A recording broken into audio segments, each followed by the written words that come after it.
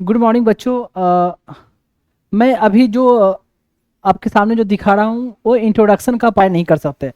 जब मैंने यहाँ पढ़ाया है तो मैंने प्रीलिम्स, मेंस, इंटरव्यू, ठीक है, प्रीलिम्स मेंस इंटरव्यू तीनों को पर्सपेक्टिव को देखते हुए मैंने कवर किया है। मेहनत करनी है ये बता दिया।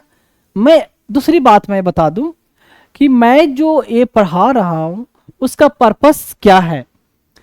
उसका पर्पस मेरा क्या है कि बेसिकली ये पढ़ाना एक तो बच्चों को मतलब जो गरीब बच्चे भी है वो भी समझ सके, एक तो ये ठीक। दूसरी बात इसको इसको पढ़ाने का मेरा एक और पर्पस क्या है कि मुझे एक तरह से मैं बता दूं कि फंड रेज करना।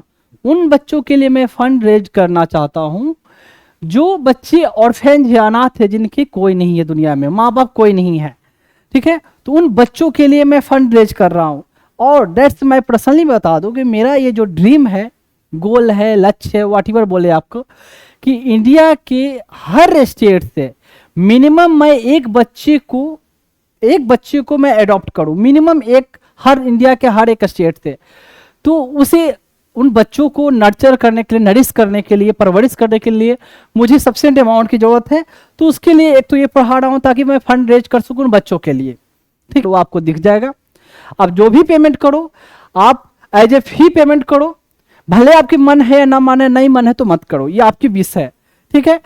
लेकिन मैं आपको बता दूं, आप जो भी पेमेंट करें तो मुझे एज ए गुरु मानकर भले ना करे, या फी मानकर ना करे, या करें आपको, या फिर भी ना करे तो ये मान कर करे कि आप एहसान कर रहे हो मुझ पर। आप मान सकते हो, मुझे कोई प्रॉब्लम नहीं है। मीन्स आप ये मान सकते हो कि आपने पेमेंट कर कर विकास कुमार पर एहसान किया। पर मैं आपसे ये रिक्वेस्ट करूंगा तो उन बच्चों पर ये मानकर आप मत पेमेंट करना कि उन बच्चों पर एहसान कर रहे हो। क्यों मैं आपसे ये बोल रहा हूँ? क्योंकि मैं जो काम कर रहा हूँ ना, मैं खुद मैं एक्सेप्ट ये नहीं करता हूँ कि मैं जो कर रहा हूँ उन बच्चों पर एहसान कर रहा हूँ, बिल्कुल नहीं। हमें ईश्वर ने दिया, खुदा ने, भगवान ने, जीसस ने, वाहेगुरु ने हमें इतनी ब्रेन दी, तो इसलिए मैं ये कर पा रहा हूं। अगर वो नहीं दे पाते तो मैं नहीं कर पाता, ठीक है। तो जो भी दिया हुआ उनका है, इसलिए मैं कर पा रहा हूं। तो इसलिए वो बच्चे बेचारे ऑलरेडी बहुत एहसान में जब रह चुके हैं। एक बच्चे को बिना माँ बाप का पलना बड़ा होना कितना डिफिकल्ट होता है, खुद सोच कर देखो। जब एक बच्चे की माँ चली जाए या एक दो दिन के लिए तो कितना बच्चा रोता है, तो उन बच्चों की हालत क्या रही होगी। तो इसलिए आप मुझ पर एहसान मान सकते हो, मानना कोई प्रॉब्लम नहीं है। I will accept that. आपने मुझे जो भी दिया, फी दिया, इवन 1 रुपया भी आप देते हो मुझे, तो मैं मानूंगा को आपने एहसान किया। पर ये मत मानना कि आपने बच्चों पर एहसान किया, क्योंकि वो बच्चे ऑलरेडी एहसान में दबे हुए हैं। एक चीज और, जो भी आप पेमेंट करेंगे वो मैं बाद में दिखाऊंगा, तो उसमें मैं आपसे गुजारिश करूंगा कि आप अपना नाम मेंशन कर देंगे और अपना प्लेस जहां से आप बिलोंग करते हो, and your number if your wish, अगर आपकी विश है तो अपना नंबर उसमें भी मैसेज के साथ डाल सकते हो। नहीं डालना चाहते तो एटलीस्ट नाम एंड प्लेस जहां से आप बिलोंग करते हो, ठीक है। तो ये मेरा पर्पस मैंने बताया, और पर्पस दोनों पर्पस सारे लोगों के बेनिफिट के लिए। एक चीज और, जो मैंने पढ़ाया है तो सिर्फ ऑफिसर बनने के हिसाब से नहीं पढ़ाया, सिर्फ इसमें मैंने बीच बीच में हर चीज, मैंने लाइफ के हर पर्सपेक्टिव को कवर किया है कि सिर्फ अफसर बनना नहीं, एक अच्छा इंसान बनना मैंने अपने बच्चों को सिखाया, जो आप लोगों को मैं सिखाया है इस अपने क्लास के जरिए। तो ये अब देखो, सेकंड पॉइंट है इसमें क्या है, एक तो ये प्रोविजन, दूसरा है सेकंड प्रोविजन है extent of executive power of the union and the state. तो एग्जीक्यूटिव पावर जो यूनियन का कहाँ तक एक्सटेंड करता है और स्टेट का कहाँ तक एक्सटेंड करता है, तो अब इसको चेंज करना है। अब देखो, अगर आप एग्जीक्यूटिव पावर क्या हुआ है, एक होता है legislative power, executive power. Legislative power का मतलब कानून बनाना, ठीक है, लेजिस्लेट करना, उस कानून बनाए हो कि इम्प्लीमेंट कैसे करना है, ठीक है, किस तरीके से इम्प्लीमेंट करना, उसके लिए और कोई रूल बनाना, नियम बनाना, कोई और ऑर्डर बनाना, कोई और रेगुलेशन साइड से, मतलब कहीं ना कहीं और उसको इम्प्लीमेंट करने के लिए कुछ जोड़ना, और कौन ऑफिसर अपॉइंट करना, उसका क्या सैलरी रखना, जो भी हो, ठीक है। तो उसको इम्प्लीमेंट कराना, डेट्स कॉल एग्जीक्यूट करवाना हुआ, समझ गए। तो उसको कहते हैं एग्जीक्यूटिव पावर। तो यूनियन के एग्जीक्यूटिव पावर और स्टेट के एग्जीक्यूटिव पावर को चेंज करना है, तो स्टेट का एग्जीक्यूटिव, स्टेट तो इन्वॉल्व हो ही गया, तो उसके लिए आपको स्पेशल मेजोरिटी चाहिए और भी स्टेट का कंसर्न। अब देखो एग्जीक्यूटिव पावर जो यूनियन के लिए है आर्टिकल 73, तो ये कहाँ आएगा, तो मैंने बताया ना कि 52 से लेकर 78 तक आपका है एग्जीक्यूटिव, तो 78 के अंदर ही तो आ गया ना, एग्जीक्यूटिव पावर की बात हो गई। और स्टेट वाला में घुस जाओगे आप तो क्या है, शुरू में 152 से लेकर 237 तक है। 152 स्टेट को डिफाइन करता है, 153 से लेकर आपका चला जाता है 167 तक, 67 तक वो होता है स्टेट के एग्जीक्यूटिव के बारे में है, गवर्नर के बारे में, फिर एडवोकेट जनरल के बारे में। तो 166 150 कहाँ, 153 से 167 उसी के बीच में आ गया, एग्जीक्यूटिव के बारे में है, तो executive power of the state के बारे में डिस्कशन आ गया। एग्जैक्ट आर्टिकल ना पता हो तो भी कोई बात नहीं है, लेकिन इससे आपको कहाँ से कहाँ तक क्या आता है उससे आप कर पाओगे। अब देखो ये क्या है एग्जीक्यूटिव पावर, एग्जीक्यूटिव पावर के बारे में बोला गया है क्या कि सेंटर का जो भी लेजिस्लेटिव पावर, जिस चीज में लेजिस्लेटिव पावर है, कानून बनाने का पावर है, उसी के हिसाब से उस कानून के हिसाब, कानून को जो इम्प्लीमेंट करना है, कैसे एग्जीक्यूट करना है, तो ऐसा एग्जीक्यूटिव पावर हो रहा है रहेगा। यानी जिस जिस सब्जेक्ट के में इसका सेंटर का जो पावर है उसको कानून बनाने का, उस कानून को इम्प्लीमेंट कराने का भी पावर स्टेट सेंटर को होगा। वैसे ही मतलब सेंट्रल यूनियन लिस्ट को, यूनियन लिस्ट में लेजिस्लेट करने का किसका काम होता है, सेंट्रल का। यूनियन लिस्ट के जो सब्जेक्ट है ना, सिंपल से बताता हूँ, जैसे डिफेंस हो गया, कम्युनिकेशन हो गया, उसके अलावा फॉरेन अफेयर्स हो गया, रेलवे हो गया, इंश्योरेंस हो गया, क्वाइनेज हो गया, जितने आप देख रहे हो। तो इसके अलावा छोड़ इंटरनेशनल वाटर में जो शिपिंग नेविगेशन हो गया, बड़े बड़े जो रोड का हो गया, फिर स्टैंप हो गया, तो सुप्रीम कोर्ट हो गया, तो इसके बारे में जो भी कानून बनाना, मतलब और जुरिडिक्शन बढ़ाना लंबी चौड़ी है। तो उस लेजिस्लेटिव यूनियन लिस्ट में जो जो सब्जेक्ट है, बैंकिंग, इंश्योरेंस, जो जितना बताया, आरबीआई, जो भी यूपीएससी, सब, सीबीआई आपका, ईडी, जितने मिनिस्ट्री है, तो इस पर किसका पावर है इसके बारे में कानून बनाने का, यूनियन लिस्ट में यूनियन का यानी सेंटर का। अब इन कानून को इम्प्लीमेंट कराना भी किसका काम होगा, सेंटर का। और तो सेंटर का जो एग्जीक्यूटिव पावर है, जो पूरे ऑल ओवर इंडिया में एग्जीक्यूटिव पावर होगा। स्टेट का जो एग्जीक्यूटिव पावर जो होगा, जो स्टेट का जो सब्जेक्ट है, स्टेट का सब्जेक्ट क्या है, पुलिस स्टेट का सब्जेक्ट है, फिर आपका हेल्थ स्टेट का, हेल्थ, सैनिटेशन, छोटे छोटे फेरी रोड ये, फिर उसके अलावा आप देख सकते हैं स्टेट का जो स्टेट में जो कोर्ट हो गए, फिर स्टेट का ऐसे सीवेज, ड्रेनेज, और लोकल गवर्नमेंट, मार्केट, फेरी, लंबी चौड़े स्टेट का जो है मतलब स्टेट लिस्ट में सब्जेक्ट है। स्टेट लिस्ट के सब्जेक्ट में जो लॉ बनाएगा स्टेट, उसको इम्प्लीमेंट कराने का, उसको एग्जीक्यूट कराने का भी काम होगा स्टेट। उसके लिए उसकी टेरिटरी कौन सा एक्सटेंट होगा, स्टेट में ही उसकी टेरिटरी होगी, अपने ही स्टेट के लेवल पर कानून बना सकते हैं और उस कानून को अपने स्टेट में इम्प्लीमेंट करा सकते हैं बस। लेकिन कोई सब्जेक्ट का ऐसा चीज में वो बना रहे हैं जिसका रिलेशन उनके स्टेट से है, लेकिन कहीं और दूसरा स्टेट में भी उसका इन्वॉल्वमेंट है, ठीक है। कोई मतलब जैसे कोई पर्सन के बारे में अपने स्टेट के लोगों के बारे में कानून बनाया, वो पर्सन उनका किसी और स्टेट में भी जाकर रह रहा है, तो अब ऐसा नहीं है कि वो कानून उस पर्सन पर अप्लीकेबल नहीं होगा, दूसरा स्टेट में चला गया तो यही का सब्जेक्ट है ना। ये कानून यहाँ के स्टेट के सब्जेक्ट के लिए बना, लोगों के लिए, तो वो कानून उस पर भी अप्लीकेबल होगा, जो भी कानून हो। उतना डिटेल में मुझे अभी नहीं जाना है। और यूनियन का जो टेरिटरी होगा पूरा ऑल ओवर इंडिया, सारे यूनियन टेरिटरी, और जो भी टेरिटरी बाद में एक्वायर करते हैं अगर बाय चांस, तो उस पर भी कानून बनाने का और उस पर भी एग्जीक्यूट करने का, कानून को इम्प्लीमेंट करवाने का, ठीक है, यानी रूल करने का, एडमिनिस्टर करने का, एडमिनिस्ट्रेशन का जो पावर होगा यूनियन को होगा, यानी सेंटर को होगा। यह है executive power of the union and है executive power of the state. तो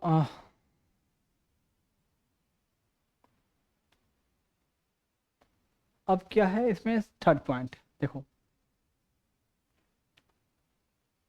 कहा गया कि supreme court and high court, इसमें मुझे लगता है कुछ छोड़ा नहीं आपका। एग्जीक्यूटिव पावर हो गया, स्टेट का, यूनियन का, लेजिस्लेटिव सब्जेक्ट, चलो कुछ खास नहीं है इसमें। अब देखते हैं, कहते हैं थर्ड पॉइंट है supreme court and high court. तो सुप्रीम कोर्ट और हाई कोर्ट में इसमें कोई बदलाव करना है, अगर कोई चेंजेस करना है, इसमें क्या बदलाव होगा? पहले तो कुछ भी बता देता हूँ। देखो, सुप्रीम कोर्ट कोई सिर्फ सेंटर को कानून को इन्फोर्स नहीं करती है, ये सेंट्रल और स्टेट लॉ दोनों को वहाँ चैलेंज किया जाता है। उस लॉ को वहाँ हाई कोर्ट में हो या सुप्रीम कोर्ट में हो। तो जैसे कि यूएसए में क्या है ना, कि फेडरल लॉ से रिलेटेड कोई डिस्प्यूट है, मतलब सेंट्रल लॉ से कोई डिस्प्यूट है, तो सुप्रीम कोर्ट में मैटर सुना जाएगा। स्टेट लॉ का डिस्प्यूट है, उसके लिए स्टेट का कंसर्न हाई कोर्ट है। इंडिया में ऐसा नहीं है, इंडिया में हाई कोर्ट हो या सुप्रीम कोर्ट, स्टेट लॉ के बारे में भी वहाँ केसेस चलती है, मुकदमा चलता है, और सेंट्रल लॉ के से रिलेटेड भी, दोनों से रिलेटेड। तो यहाँ कोई ऐसा बांटा नहीं गया है। अब है कि और सुप्रीम कोर्ट, एक ही सुप्रीम कोर्ट है इंडिया में, और सारे स्टेट वहाँ पहुँचता है, सारे स्टेट की पिटीशन वहाँ आती है, ठीक है। तो अगर ऐसे केस में अगर सुप्रीम कोर्ट में कोई चेंज करना है, अगर सुप्रीम कोर्ट के चेंज करने में उसका जुरिडिक्शन आपको बढ़ाना है, और भी है, जजेज को और भी नंबर ऑफ जजेज बढ़ाना है, टेन्योर की बात हो गई, उनकी इंडिपेंडेंस की बात हो गई, सैलरी अलाउंस वो तो है ही, ठीक है। उनको फिर उनको हटाने का प्रोसीजर, फिर उनको आप कह सकते हो कि सुप्रीम कोर्ट में को जो पावर दी गई, या उनका आप कह सकते हो उसमें कितने मैन पावर ऑफिसर, वो सब के बारे में चेंजेस करना है अगर, ठीक है। तो उसके लिए स्टेट का भी इन्वॉल्वमेंट चाहिए। फिर है वैसे ही हाई कोर्ट के बारे में, हाई कोर्ट तो कंसर्न स्टेट का है, अगर हाई कोर्ट को बारे में भी अगर आपको कुछ चेंजेस करनी है, तो यूनिलेटरली सेंटर चुपचाप नहीं, हाई कोर्ट के बारे में अगर आप कुछ बिल ला रहे हो, उसको अमेंड कर रहे हो, ठीक है, तो सिर्फ एक हाई कोर्ट के नहीं, सारे हाई कोर्ट के बारे में कोई भी बिल लाया तो सारे हाई कोर्ट के लिए अप्लीकेबल होगा। एक पल के लिए मान लिया कि हाई कोर्ट के बारे में, मान लिया हाई कोर्ट जजेस के लिए कोई आपने बिल लाया, हाई कोर्ट के प्रीमिसेस के लिए, वहाँ कितने आवर हियरिंग चलेगा, कैसे कैसे उनको पावर दिया जाएगा, कौन मुकदमा, किस टाइप का मुकदमा वो सुन सकते हैं, ठीक है। उनको जो जजेस को पावर, रिटायर होने के बाद जजेस प्रैक्टिस कर सकते हैं, नहीं प्रैक्टिस कर सकते हैं, ठीक है। सैलरी कम करना, ज़्यादा करना, मैन पावर क्या होगा, ये सब जो भी फीस कितना होगा, इसमें चेंज करना है, तो सारे हाई कोर्ट पर अप्लीकेबल होगा। तो जब और वो सारे स्टेट का case, different different high court में डिफरेंट स्टेट के केसेस जा रहे हैं, तो आपको स्टेट को इन्वॉल्व तो करना ही होगा। बिना स्टेट को इन्वॉल्व किए हुए ऐसे बिल को आप पास नहीं कर सकते, यानी ऐसे अमेंडमेंट नहीं कर सकते। अब देखो, सुप्रीम कोर्ट इसके लिए जो है 124 to 147, अभी जस्ट मैंने बोला, चैप्टर 4 ऑफ द पार्ट 5, तो पार्ट 3 में फंडामेंटल राइट, ठीक, पार्ट 4 में आपका आ जाता है डीपीएसपी, पार्ट 5 में आपका आ जाता है यूनियन। तो यूनियन में आपका ये डिफरेंट बांटा हुआ है, पहला में आपका हो गया एग्जीक्यूटिव है, दूसरा में आपका पार्लियामेंट हो गया, फिर आपका उसके बाद आपका होगा ऑर्डिनेंस पावर हो गया। अब फोर्थ चैप्टर कहलाया ये आपका, फोर्थ चैप्टर में आप सुप्रीम कोर्ट आ गया। फिर देखो, फिर हाई कोर्ट के बारे में देखो, यहाँ हाई कोर्ट के लिए स्टेट का जो आर्टिकल कहाँ से कहाँ है, आपका स्टेट का जो आर्टिकल शुरू होता है 152 से लेकर 237 तक। 152 एक चैप्टर स्टेट को डिफाइन किया, 153 से 167 आपका स्टेट एग्जीक्यूटिव, गवर्नर वार्नर की बातें होगी, ठीक, गवर्नर एडवोकेट जनरल, ठीक, 152 टू 167। 168 से आ जाता है आपका कितना, 213 तक आपका वहाँ आ जाता है आपका state legislature.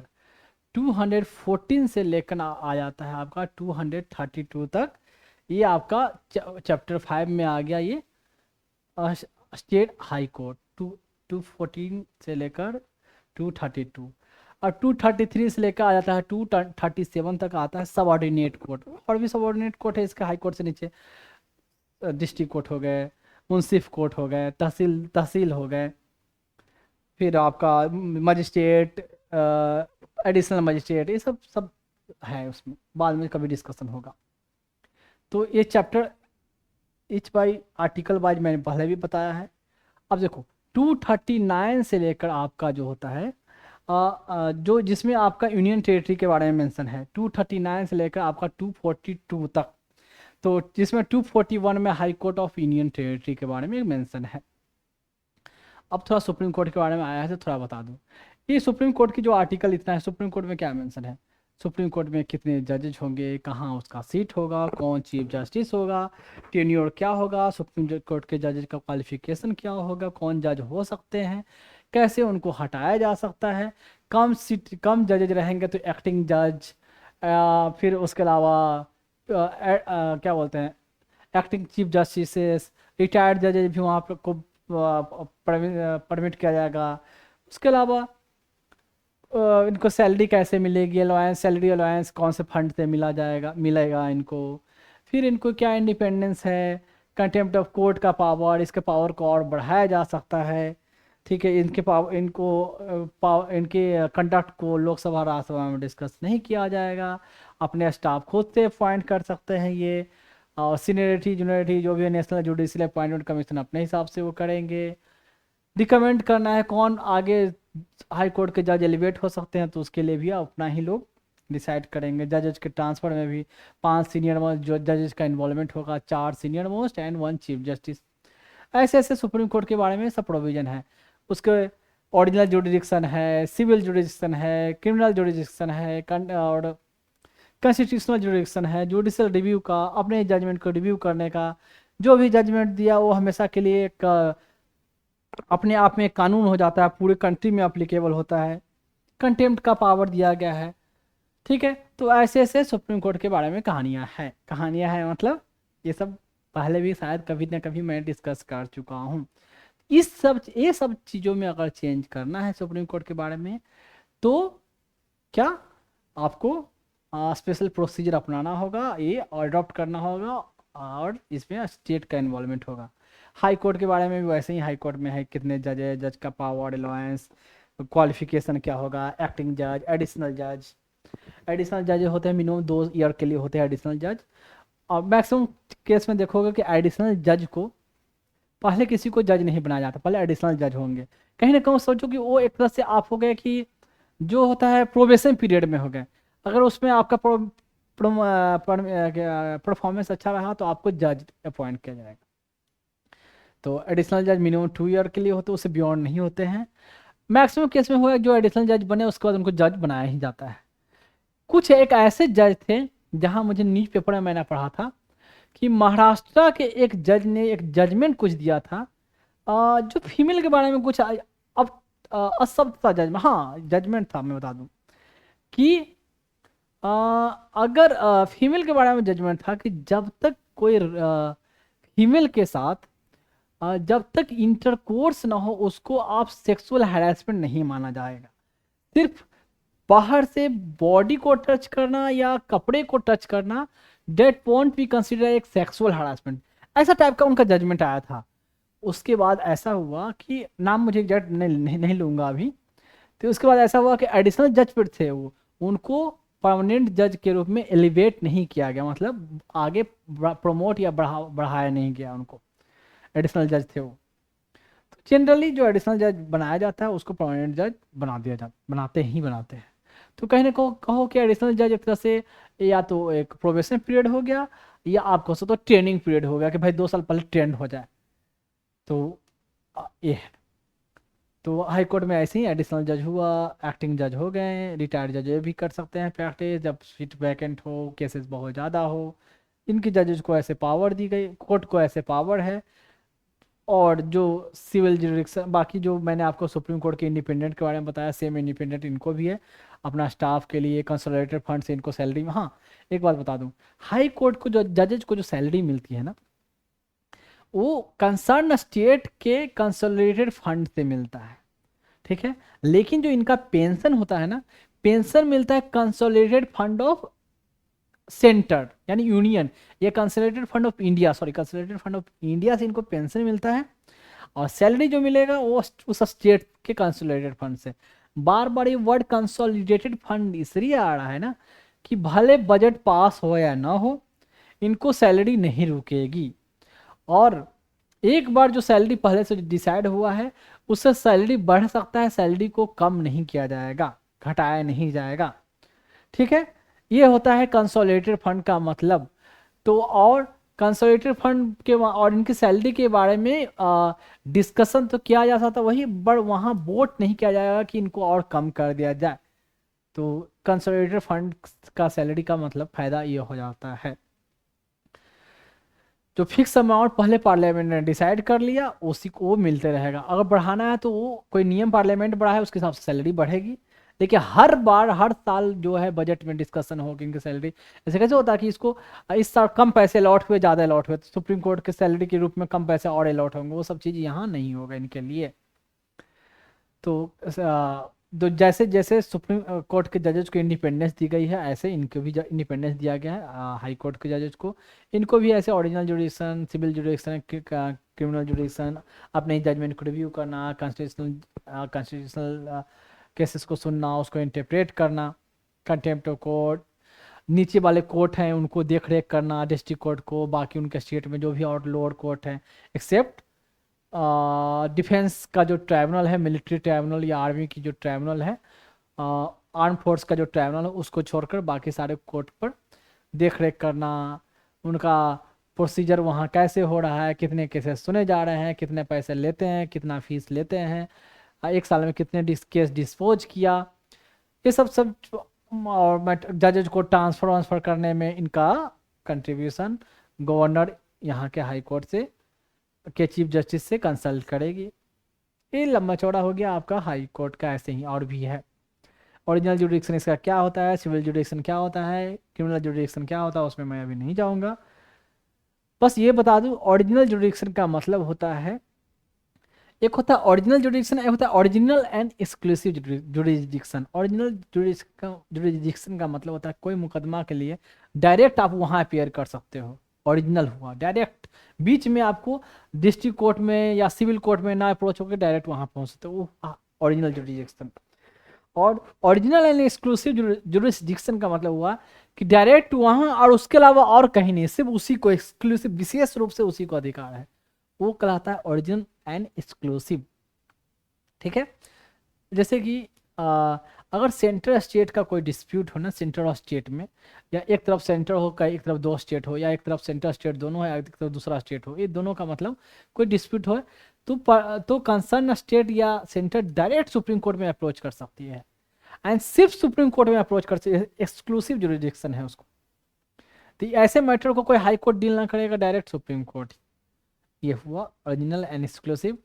And original jurisdiction मतलब not by way of appeal, directly appear कर हो सकते हैं, ये होता है ओरिजिनल जुडिक्शन। खैर इसमें मैं डिस्कस करूंगा बहुत ज़्यादा, इतना भी अगर मैंने बता दिया है ना, अगर एक चैप्टर खोलोगे तो ये चैप्टर बिल्कुल नया नया सा बिल्कुल नहीं लगेगा, जो भी पढ़ोगे बिल्कुल दिमाग के अंदर जाते जाएगा, समझ में आते जाएगा। अब देखो distribution of legislative powers between union and states.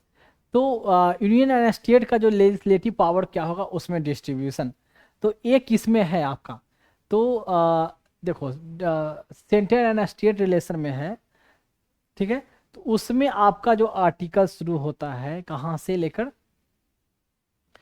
देखो 243 वाले जो आर्टिकल है पंचायत, 244 जो आर्टिकल है क्या है, आपका आ जाता है शेड्यूल एंड ट्राइबल एरिया, 245 से लेकर आपका आता है 263 तक, जिसमें 245 से 255 आ जाता है लेजिस्लेटिव रिलेशन, ठीक, और 256 से लेकर जो बचा आपका 264 से पहले मतलब 263 तक आपका आ जाएगा एडमिनिस्ट्रेटिव रिलेशन। चैप्टर 1 चैप्टर 2 दो यहाँ चैप्टर हैं पार्ट आपका 11 में, तो ये बीच का आर्टिकल कम से कम पता रहना चाहिए। अब क्या है distribution of legislative power between union and state. Union का जो लेजिस्लेटिव पावर है यूनियन लिस्ट में है, स्टेट का जो लेजिस्लेटिव पावर है स्टेट लिस्ट में, ठीक है।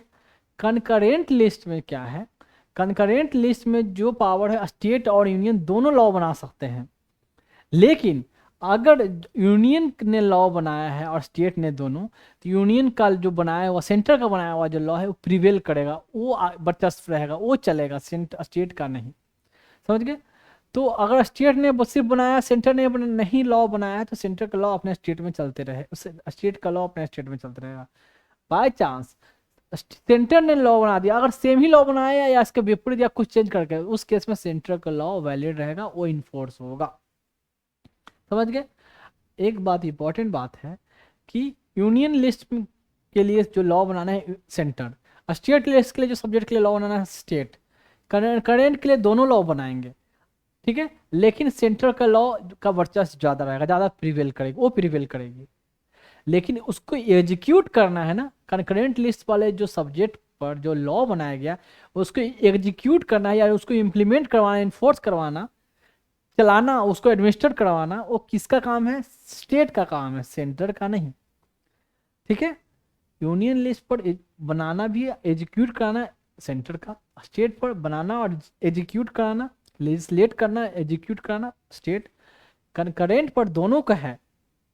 ठीक है? मतभेद हुआ तो सेंटर का चलेगा, लेकिन उस लॉ को एग्जीक्यूट कराना, ठीक है, एडमिनिस्ट्रेट कराना, कहने का मतलब आप कह सकते हो उस लॉ को इन्फोर्स करवाना, उसके अनुसार से सिस्टम चलवाना, ठीक है, वो काम है स्टेट का। ठीक? तो लेजिस्लेटिव पावर के लिए यूनियन सब्जेक्ट में, यूनियन सब्जेक्ट जो ऐसा सब्जेक्ट जिसमें अपने आप में सोच सकते हो, जिसमें सेंटर का इन्वॉल्वमेंट होना चाहिए, वो पूरे देश को अफेक्ट करता है, कहीं ना कहीं नेशनल इंपॉर्टेंस की बात है वो। ठीक है? पूरे देश को अफेक्ट होगा उससे। ठीक है? तो ऐसे केस में सेंट्रल लॉ बनाएंगे, और ऐसा सब्जेक्ट जो पार्टिकुलर लोकल लेवल पर अफेक्टेड है, उस स्टेट के लिए पार्टिकुलरली इंपॉर्टेंस है, उससे कोई दूसरे को अफेक्ट नहीं होगा। ठीक? लोकल लेवल पर मतलब स्टेट लेवल पर है, तो अपने आप में सुनने में ही आपको लग जाएगा कि उस पर स्टेट का होगा लेजिस्लेटिव पावर। यूनियन के लिए मैंने बताया ना, ऐसे कि फॉरेन अफेयर हो गया, डिफेंस हो गया, एक्सटर्नल कम्युनिकेशन हो गया, कम्युनिकेशन मतलब टेलीफोन, टेलीग्राफ, और आप जो भी इंटरनेट कहो आप, फोन या सैटेलाइट जो भी सिस्टम देख रहे हो, फिर माइंस हो गया, आप पेट्रोलियम प्रोडक्ट उसमें निकालना, डीजल वीजल, तो सब बेचना, इस पर टैक्स लगाना स्टेट का काम है, शराब पर, लेकिन इसको प्रोडक्शन करवाना, इसका एक्सपोर्ट इंपोर्ट, इस पर किसका काम है? इस पर कंट्रोल रहेगा, ऑब्वियस सी बात है, सेंटर का। ठीक है? और फॉरेन कंट्री के साथ ट्रेड करना, इंटर स्टेट, दो स्टेट के बीच में ट्रेड हो रहा हो, तो उसको पर जो ध्यान रखना, उस पर लॉ बनाना, वो सेंटर का काम है। इंटर स्टेट माइग्रेशन, लोग आना जाना, उस पर भी सेंटर लॉ बनाएगी। इंटर स्टेट क्वारंटाइन करना, जैसे कोरोना के टाइम यहाँ से ये इस स्टेट से उस स्टेट में जाए, तो इसका क्वारंटाइन का अरेंजमेंट करना सेंटर का काम था, ना कि स्टेट का काम। ठीक? और तो ऐसे ही एटॉमिक एनर्जी हो गया आपका, फिर आप जो भी आपको खुद आपको लग जाएगा ऐसा कि ये जो सब्जेक्ट होता है, जो ऑडिट भी करना यूनियन लेवल पर होना चाहिए, यूनियन के लिए, मतलब इस पे कहीं ना कहीं सेंटर का कंट्रोल होगा। रेलवे देख रहे हो, एयरप्लेन में जो आप एयरलाइंस देख रहे हो, इससे रिलेटेड लॉ, फिर shipping, navigation, air force, military, army और नवल फोर्स, बहुत सारी बड़ी चौड़ी लिस्ट है। ये होगा आपका यूनियन लिस्ट का सब्जेक्ट। स्टेट का सब्जेक्ट, स्टेट के लिए जो इंपॉर्टेंस है, स्टेट में खुद देखोगे अपने आप में, स्टेट में अपने आप जहाँ रहते हो वहीं से महसूस करो, स्टेट की पुलिस होती है। ठीक? स्टेट की हेल्थ सिस्टम हो गया, एजुकेशन जो होता है करेंट लिस्ट में होता है। ठीक? हेल्थ जो हो गया स्टेट के लेवल पर, हालांकि हेल्थ में सेंट्रल लेवल का हॉस्पिटल भी है ना, सेंट्रल हॉस्पिटल है, लेकिन हेल्थ को mainly primary health subject state subject कहा गया है। बाकी आप देखते हो वहाँ पानी का अरेंजमेंट, सफाई का अरेंजमेंट, फिर आप मार्केट का अरेंजमेंट, फिर स्टैम्प वहाँ देखते हो, या जमीन का रजिस्ट्री होता है तो उस पर वहाँ टैक्स लगा जा रहा था, उसको देख कर करना, एग्रीकल्चर पर इनकम कितना हो रहा उस पर करना, वहाँ स्टेट के लेवल पर जो प्रोडक्शन होगा, एक्साइज टैक्स बोलते हैं यहाँ, तो उस पर कितना टैक्स लगाना, कहीं ना कहीं स्टेट का इन्वॉल्वमेंट होगा। अब तो जीएसटी हो गया है कंबाइंड, तो सेंटर स्टेट मिलकर डिसाइड करते हैं कि उसमें कितना टैक्स लगाना है, सब मर्ज कर दिया गया। ये हो गया एनिमल हस्बेंड्री के बारे में हो गया। और क्या बोल सकते हो, इरिगेशन, सब इरिगेशन हो गया। और आप उसके अलावा स्टेट में जो हो गया, अगर स्टेट लेवल पर, स्टेट में आपका म्यूजियम हो गए हैं, जू हो गए, खुद देखो ना, म्यूजियम, जू। लेकिन ऐसे म्यूजियम जो नेशनल इंपॉर्टेंस है, बड़े लेवल पर है, तो उस पर सेंटर का कंट्रोल होगा, वो सेंटर के सब्जेक्ट कहलाएंगे। जैसे विक्टोरिया मेमोरियल नेशनल इंपॉर्टेंस के हैं सब्जेक्ट, तो उस पर सेंटर का है। म्यूजियम, मोनूमेंट, ये सब म्यूजियम मोनूमेंट नाम से ही लोगों कि इसमें सेंटर का आर्कियोलॉजिकल सर्वे ऑफ इंडिया बना हुआ है। फिर फूड डिस्ट्रीब्यूट करना, इसके लिए तो FCA, food corporation of India, तो सेंटर का सब्जेक्ट है। फिर बस इतना इतना अभी स्टेट के बारे में जानो। कनकरेंट में कुछ सब्जेक्ट आ जाता है, जैसे जैसे जैसे paper, printing express, books, forest, education, weight and measures. Weight and measure क्या होता है मैं थोड़ा बता दूं, ध्यान दो। एक होता है establishment of weight and measure, मतलब वेट और मीजर इस्टेब्लिश करने का जो जिस पर जो किसका सब्जेक्ट है, यूनियन लिस्ट के। एंड वेट मीजर जो नॉर्मली जो इस्टेब्लिश नहीं करना, उसको कंट्रोल करना, वो है स्टेट का। वेट मेजर का मतलब क्या होता है कि किसी चीज को नापने के लिए क्या उसका पैरामीटर होना चाहिए। कोई लीटर में नापा जाए, किलो में नापा जाए, ग्राम में नापा जाए, कैरेट में नापा जाए, ठीक है, तो मीटर मीटर में नापा जाए, सेंटीमीटर में नापा जाए, मिलीमीटर में नापा जाए, तो उसके लिए जो पैरामीटर कैसे डिसाइड हो गया है, किया जा गया, इस्टेब्लिश किया गया, वो सेंटर की ने करता है। क्योंकि हमें फॉरेन के साथ भी अगर बिजनेस करना है, तो हमारे यहाँ वहाँ जैसे मेजर कर रहे हैं ना, उनके साथ हम माल बेचेंगे, तो ऐसा थोड़ी है कि हम जैसे एक पल के लिए कि हम यहाँ केला है जो दर्जन के हिसाब से मतलब दर्जन के हिसाब से बेचते हैं, और वो किलो के हिसाब से खरीदते हैं, तो उससे मैच नहीं कर पाएगा। तो उनके हिसाब से अगर जो चल रहा है इंटरनेशनल लेवल पर, वो मेजर वेट करने का, तौलने का और नापने का वैसे ही स्टैंडर्ड होना चाहिए, तो वो डिसाइड करेगी वो वेट मेजर सही तरीके से चल रहा है कि नहीं, कहीं घपला हो रहा है, कम ज़्यादा दिया जा रहा है, ये है, ठीक है। वो सब चीज़ को देख रेख करना स्टेट का काम है। एक है ये वेट मेजर बताया। फिर फॉरेस्ट हो गया आपका, जंगल वंगल, वो आते हैं कंकरेंट लिस्ट में। वाइल्ड लाइफ, वो भी आपका जंगल में, मतलब कंकरेंट लिस्ट में। मैरिज, शादी, डाइवोर्स, इनहेरिटेंस, इस पर लॉ बनाना, CRPC, IPC, ये सब आएगा आपका कंकरेंट लिस्ट में। Criminal procedure code, civil procedure code, तो इतना सारा चीज़ आपका ये सब आएंगे कंकरेंट लिस्ट में। और इसमें दोनों का यूनियन लिस्ट, स्टेट लिस्ट, इसमें बहुत लंबी चौड़ी बहुत सारे सब्जेक्ट है, मैंने सबका नाम अभी नहीं लिया है, सबका नाम लूँगा बहुत ज़्यादा हो जाएगा। तो कुछ चीज़ में अगर बाय चांस आपको कभी ऐसा लगे कि उतना चीज़ याद भी नहीं रहेगा, लेकिन एग्जाम में आया तो थोड़ा बहुत सेंस लगा के भी मान बना सकते। यूनियन लिस्ट वाली तो सब्जेक्ट आपको क्लियरली पता चल जाता है, यूनियन लिस्ट वाली नहीं भाई, ऐसे में तो यूनियन का ही है। न्यूज़पेपर देख रहे हो तो इतनी मैच्योरिटी आ जाती है कि सरकार ही कानून बनाती है, और मतलब सेंट्रल कानून बनाती है, और सेंट्रल लेवल के की बस की बात है ये, उनका ही कंट्रोल होना चाहिए, तो पता चल जाता है सब्जेक्ट को देखते ही आपको कि ये तो यूनियन का सब्जेक्ट है। स्टेट का भी सब्जेक्ट आपको स्टेट लेवल पर जो स्टेट की जो सब्जेक्ट है देखते ही लग जाएगा कि लोकल लेवल लोकल इंपॉर्टेंस का सब्जेक्ट है, स्टेट का है। और कंकरेंट में जो थोड़ा कन्फ्यूजन होगा तो कंकरेंट में यार इसका भी हो सकता है, तो यानी जो बचेगा आपका जाएगा कहाँ, कंकरेंट में जाएगा, ठीक। फिर भी एक एक रीडिंग ऐसे मार लोगे तो रफली आइडिया आपको, इतना मैंने बता दिया ना, तो इससे ज़्यादा रफली आइडिया आपको मिल जाएगा। लेकिन हालांकि उतनी सब्जेक्ट है, किसी को भी याद रहने की बात नहीं है, बहुत एक ही सब्जेक्ट को कई बार तो घुमा फिरा कर दिया हुआ है, लेकिन जहां तुमको कॉमन लगे, जैसे मैंने कि ये बताया वेट एंड मीजर वाला, एक जगह इस्टेब्लिशमेंट है यूनियन का पावर, और ऐसे कंट्रोल करना सेंटर का। एग्जाम में जो थोड़ा बहुत कन्फ्यूजन होता है उसी को तो पूछा जाता है ना। देखिए UPSC में जो थोड़ा बहुत कन्फ्यूजन वाली मैटर रहेगा उसको पूछेंगे, दूसरे स्टेट कमीशन में या दूसरी एग्जाम में वो नॉर्मल चीज को ही पूछ देते हैं, लेकिन UPSC का स्टैंडर्ड कुछ अलग ऊपर रखते हैं, तो ऐसे क्वेश्चन को रखते हैं कि जो जहाँ थोड़ा बहुत जिसमें लोग फंसेंगे, कंट्रोवर्सी होगी, या थोड़ा मैच कर रहा है कि इसमें भी ये दिया हुआ है, इसका अलग पोर्शन मॉडिफाई करके इस लिस्ट में डाला हुआ है, तो उस पर आप ज़्यादा फोकस करोगे, समझ गए।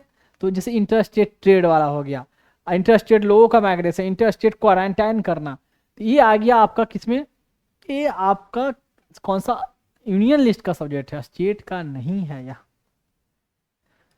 तो ऐसे ये हुआ, बीच में कुछ और ध्यान में आ जाएगा तो बोल दूंगा, ऐसे ध्यान में तो बहुत सारा यार कितना बोलते जाऊं। तो लेजिस्लेटिव पावर, स्टेट का जो लेजिस्लेटिव पावर हो गया। अब देखो नेक्स्ट पॉइंट चलते हैं, goods and service tax council, GST council. तो अब तक जीएसटी काउंसिल का 56 टाइम्स मीटिंग हो चुका है जब से जीएसटी स्टैब्लिश हुआ। अब कब हुआ देखो, 2016 में was added by 101st amendment act of 2016। इसके लिए एक पार्ट आर्टिकल है 279A। अब देखो 279A कहाँ आएगा, तो 255 से लेकर 263 तक आएगा सेंट्रल स्टेट रिलेशनशिप वाला, 264 से 300A में आ जाएगा आपका finance, property, contracts and suits, वो वाला जो पार्ट्स है। उसी के बीच में आ गया जीएसटी, फाइनेंस वाले में ही आ जाएगा जीएसटी काउंसिल। जीएसटी काउंसिल की मीटिंग अब तक 56 बार हो गई है। इसमें सेंटर और स्टेट दोनों का इन्वॉल्वमेंट होता है, दोनों को रिप्रेजेंटेटिव जाते हैं। इसमें रिकमेंडेशन वो देते हैं, मतलब उनको रिकमेंडेशन दिया जाता है, जैसे कि मिलकर डिसाइड होता है कि जीएसटी कितना डिसाइड होना चाहिए, कौन कौन सब्जेक्ट पर जीएसटी लगाना चाहिए, किसमें और बढ़ाना चाहिए, स्टेट को कितना मिलना चाहिए शेयर, सेंटर को कितना दिया जाना चाहिए। ठीक है, ये सब जीएसटी काउंसिल के जो मीटिंग होती है तो कौन कौन मतलब आपका सब्जेक्ट, मतलब कौन कौन चीज़ें को जीएसटी के अंदर लाया जाए। ऐसा रिसेंट कंट्रोवर्सी चल रहा था कि ओपन जो फूड प्रोडक्ट चीज़ें हैं, खाने के फूड स्टफ, खुली चावल मिलती है, उस पर भी जीएसटी लगा के उनका दाम बढ़ा दिया गया, आती है ना न्यूज में। तो इस चीज़ को भी जीएसटी में जोड़ दिया गया। पहले ये सब जीएसटी में नहीं थे, अब नए नए सब नए नए आप कह सकते हो को आप चीज़ें को भी नया नया आप इसके लिए क्या वर्ड यूज किया जाए, न्यू न्यू सब्जेक्ट कह सकते हो, या न्यू न्यू आप आइटम्स, नए नए आइटम्स को भी आइटम वर्ड ही यूज होता है रियली में। न्यू न्यू आइटम, कितने आइटम्स है इसमें, सब्जेक्ट नहीं होगा, कितने कुछ दिमाग और कहीं नहीं जाना है। हाँ, तो कितने आइटम्स इसमें और जोड़े जाएंगे। तो ऐसे से जीएसटी काउंसिल में ये सब होती है डिस्कशन, तो वो सब मीटिंग में डिसाइड होता है। अब देखो ये 101st अमेंडमेंट एक्ट किया गया, इसके लिए ये मैं पहले भी बता चुका हूँ, इसके लिए एक नया आर्टिकल बनाया गया 279A, 79 पहले से था ही, उसमें ए जोड़कर ये काउंसिल की इस्टेब्लिशमेंट की बात हो गई। तो कई बार मीटिंग होती है, डिस्कशन होता है, और अपना अपना ओपिनियन देते हैं, जो रिकमेंडेशन देना होता है वो देते हैं, जीएसटी के मेंबर होते हैं, और उस हिसाब से टैक्स का जो हाँ स्लैब टैक्स का क्या होगा, ऐसे है ना 5% slab, 10% slab, 18% slab and 27% slab. तो कितने लाख से ऊपर जब अगर इन लोगों का इनकम या किसी कंपनी का इनकम बढ़ेगा तो टैक्स कितना हो जाएगा। ठीक है, तो जैसे है कि अगर 5 लाख से इनकम है तो आप 5% वाले, 12 लाख से इनकम हुआ ऊपर तो आप 10% वाले स्लैब में चले गए। ऐसे नॉर्मल बता रहा हूँ, कितने लाख से ज़्यादा ऊपर होगी तो आप 18% टैक्स देना पड़ेगा, कितने से ज़्यादा इनकम होगी तो 27% टैक्स देना पड़ेगा। कौन कौन सा आइटम पर 27%, कौन कौन से आइटम पर 18%, कौन कौन से आइटम पर 10%, कौन कौन से आइटम पर 5% टैक्स लगेगा, ये सब जीएसटी काउंसिल की मीटिंग में ये सब आपस में डिसाइड की जाती है। मीटिंग में सारे स्टेट के रिप्रेजेंटेटिव आएंगे, रिप्रेजेंटेटिव फाइनेंस मिनिस्टर होंगे या जिनको भी वो भेजिए, डिफरेंट डिफरेंट स्टेट के फाइनेंस मिनिस्टर यहाँ इस मीटिंग को लीड करेंगे, सेंटर के यूनियन फाइनेंस मिनिस्टर। तो ये हुआ आपका जीएसटी काउंसिल के बारे में। और कुछ बचा इसमें घूम फिर के बाकी ये होता है काउंसिल का मतलब क्या है, पर्पस क्या है, क्या स्लैब होता है, कौन कौन से आइटम जोड़े जाते हैं, कौन कौन से आइटम हटाए जाते हैं। और जीएसटी काउंसिल जब बना था तो शुरू में ये क्या कहा गया था कि प्रेसिडेंट की ये रिस्पॉन्सिबिलिटी होगी कि 5 साल के अंदर किसी स्टेट को अगर कोई लॉस होता है जीएसटी कारण उसके टैक्स के कलेक्शन में, जीएसटी कारण पहले कितना टैक्स होता था अब उसका टैक्स कम कलेक्शन हो रहा है, तो ऐसे केस में है जो 5 साल तक मतलब ये इंश्योर कराएगा कि सेंट्रल गवर्नमेंट उसको उसका कंपनसेशन दे, मुआवजा दे, कि इतना लॉस आपको हो रहा तो इतना पैसा दिया जाए बाद में, क्योंकि शुरू में टाइम चाहिए ना भाई, जीएसटी में रोज है स्टार्टिंग में हमेशा जीएसटी काउंसिल के हर पता चलता था कि हर 6 महीने में एक बार 2 बार मीटिंग ही चल रही थी। सोचो 16 से आज तक कितने साल हो गए, लगभग 9 साल। 9 साल में 56 मीटिंग हो चुका है, 56। 9 लगभग साल में 6 टाइम्स इनका जीएसटी काउंसिल का मीटिंग हो चुका है। तो शुरू में बहुत सारी कंट्रोवर्सी रहे, कोई ये खुश रहा, कोई वो नहीं खुश रहा, कोई कहा कि ये आइटम को मत जोड़ो, कोई कहा ये आइटम पर इतना टैक्स मत लगाओ। तो शुरू में इतना लोचा हुआ, तो जाके अब धीरे धीरे है कि अब जो लास्ट जो मीटिंग हुई थी आई थिंक 56 वाली, वो 2024 में दिसंबर के आसपास में हुई थी मीटिंग। अभी रिसेंटली लगता है 2-3-4 महीने से कोई मीटिंग वीटिंग ऐसा जीएसटी काउंसिल की नहीं हुई है। कोई नहीं, चलते ही रहता है ये सब चीज़ें। तो देखो 6 क्या है, हाँ इसमें ये बता रहे थे ना कि बार बार पार्लियामेंट में भी न्यूज में देखते होगे ना कि लोग हंगामा कर रहे हैं कि गरीबों पर आप शमशान पर टैक्स लगा दिए, शमशान में जलाने वाली लकड़ियों पर टैक्स लगा दिए, घी पर टैक्स लगा दिए, गरीब लोगों को आप बॉडी जलाना भी इतना महंगा। पार्लियामेंट में आते रहता है सब डिस्कशन डिबेट न्यूज में। और खुले सामान पर जीएसटी लगा कर हर चीज़ को महंगा कर दिया, गरीबों का पैसा बच नहीं रहा है। कोई बोलते हैं कि आप एसी पर, फ्रिज पर, उसमें जो टैक्स मतलब किसी नेता का ही स्टेटमेंट देखा था, आप तो मुर्दों से भी पैसे कलेक्ट करते हो, सरकार ऐसी हो गई है, बड़ा हुआ कफन पर भी टैक्स लग रहा है। पता नहीं क्या सही है क्या गलत है, मुझे भी नहीं पता यार, मैं भी उसमें नहीं जाता। तो मैंने पहले ही बोला न्यूज़पेपर देख कर कुछ वीडियो जो भी आती है सोसाइटी में क्या चल रही है, तो कहीं ना कहीं यू हैव टू लर्न क्या चल रहा है, मज़ा नहीं लेना है। कितने लोग जनरली क्या होता है ऐसे ऐसे चीज़ देख कर मजे लेते हैं। आप स्टूडेंट हो, आप न्यूट्रल रहोगे, खासकर मेरे स्टूडेंट हो, मेरे बच्चे हो, तो मैं इतना मैच्योरिटी लाता हूँ, इतनी थिंकिंग लाती हूँ कि ना लाता हूँ कि आपका जो झुकाव है, आपका जो सोच किसी एक के प्रति इसके प्रति ना हो। बिल्कुल सही है तो सही है, गलत है तो गलत है, कोई भी हो एकदम ऐसा होना है। ठीक है, अगर सही है तो कोई भी हो, कोई पैरवी सिफारिश की जरूरत नहीं, उसके साथ सही किया जाएगा। गलत है तो कुछ भी कर लो, उसमें कोई कम, गलत है तो गलत, आपने गलत किया तो गलत हो कहना है उसको, और गलत ट्रीट करना है, गलत जैसा ही ट्रीट करना है उसको आपको। अब चलते हैं 6 में, any of the list in 7th schedule. तो union list, state list, concurrent list किस में वो है, 7th शेड्यूल में ही तो है ना। यानी कह रहा है कि 7th शेड्यूल में जो union list, state list, concurrent list है, किसी में चेंज करना है तो भी आपको ये प्रोसीजर फॉलो करना होगा। जैसे यूनियन लिस्ट के सब्जेक्ट में भी चेंज करना है तो कहीं ना कहीं उससे पूरा सारे कंट्री अफेक्ट हो रही है, तो आपको हर स्टेट को इसमें मतलब उनका स्टेट का रेटिफिकेशन चाहिए। हर स्टेट क्या, वही 14 मतलब हाफ ऑफ द स्टेट का रेटिफिकेशन चाहिए। 7th शेड्यूल में जो सब्जेक्ट है अभी वर्बली तो इतना बोल दिया, अब दोबारा मुझे बोलने की जरूरत नहीं है। अब देखो, अब है representation of states in parliament. State का पार्लियामेंट में कितना, जैसे लोकसभा में, राज्यसभा में आर्टिकल 80 है काउंसिल ऑफ स्टेट में राज्यसभा के लिए, और 81 है लोकसभा के लिए। पहले राज्यसभा गया, बाद में लोकसभा आया। ये आर्टिकल देख लो कहाँ से कहाँ है, 79 से लेकर 122 के बीच वाला जो पार्लियामेंट वाली है।